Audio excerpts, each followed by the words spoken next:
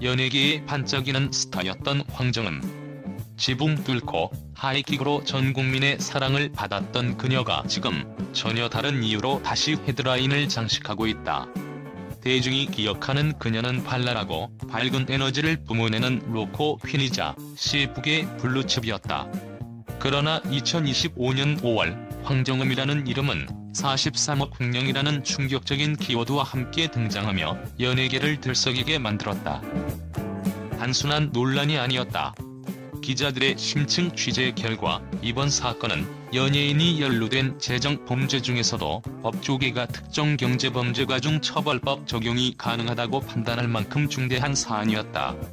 황정음은 단순한 착오나 관리 부실이 아닌 스스로가 기획한 적극적 행위자로 검찰에 의해 기소된 것이다. 이 과정에서 그녀가 내놓은 입장문은 또 다른 논란의 불씨를 지폈다. 제 회사의 지분은 100% 저에게 있고 피해자는 없다는 주장이었지만 법조계의 시선은 냉정했다. 법인은 법적으로 개인과 별개라는 기본 개념조차 무시한 해명이었다.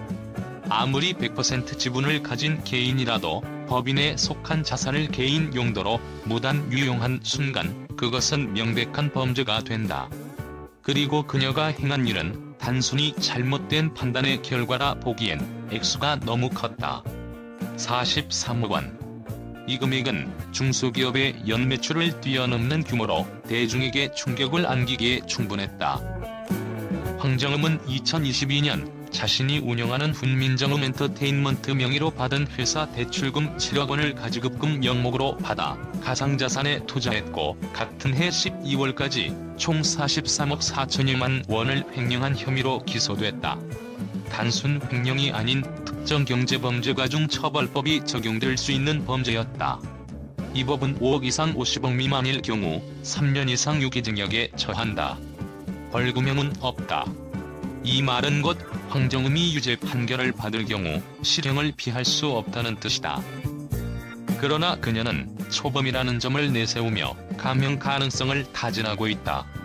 황정음 측은 회사 지분이 100% 본인에게 있고 다른 연예인도 소속되어 있지 않으며 피해 복구에 최선을 다하고 있다는 점을 강조하고 있다. 그녀의 입장문은 법조인들이 보기엔 철저히 계산된 수사로 보였다. 향후 재판에서 정상 참작을 위한 여론전이라는 분석도 나왔다. 즉, 그녀는 단순한 후회가 아니라 형량을 줄이기 위한 전략을 구사하고 있는 셈이다. 특히 그녀의 어머니로 추정되는 인물이 회사의 감사로 등록되어 있었다는 사실은 많은 사람들을 놀라게 했다. 내부 감식 기능이 사실상 없었던 구조에서 황정음은 자유롭게 자금을 운용했고 그 결과가 이번 사태로 이어졌다는 것이다. 연예인을 넘어 1인 기업 CEO로서의 책임감과 도덕성이 철저히 결여된 상황이었다.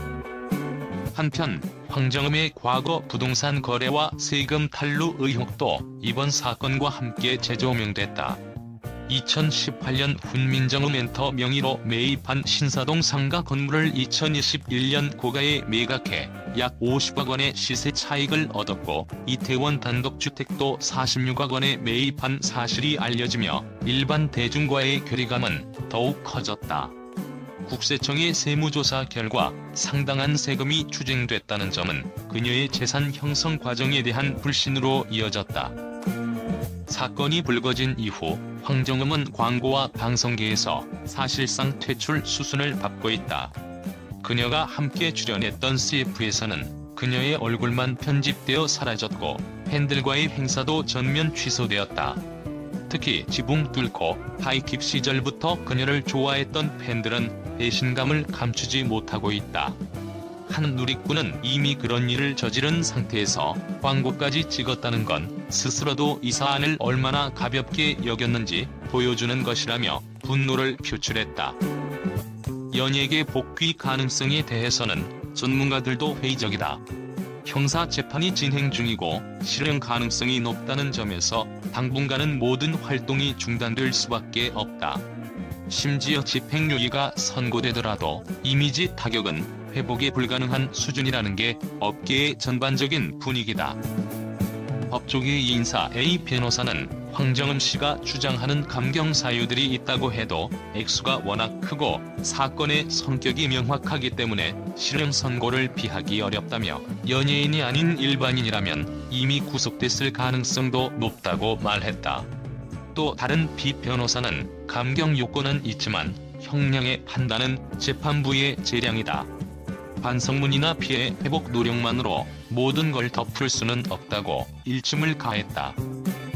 이 같은 상황에서 황정음의 입장문은 오히려 여론을 더 자극했다.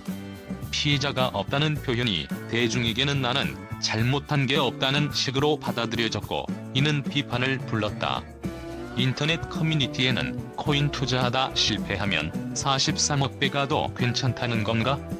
이 정도면 재벌도 울고 가겠다는 비꼬는 글들이 넘쳐났다.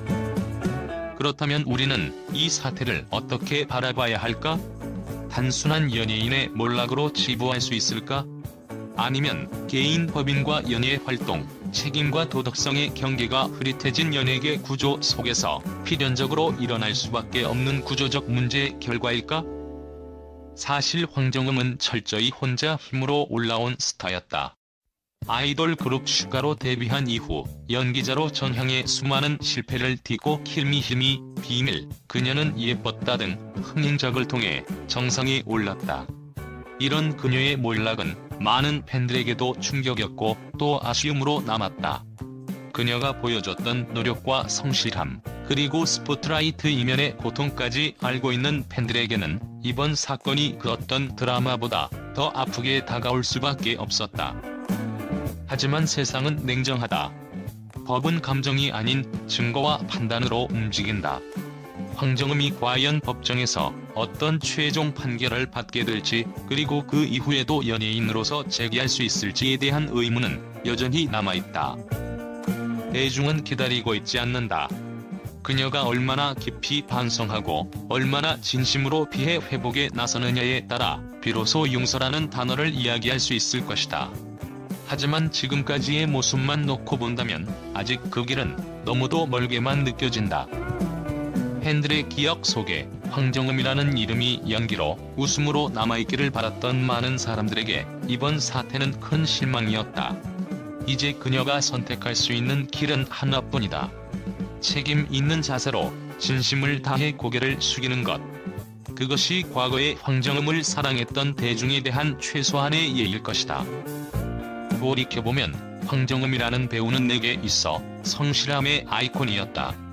지붕 뚫고 하이킥 속 그 활기찬 웃음이 그녀는 예뻤다의 고군분투 캐릭터가 진짜 황정음일 거라고 믿었다.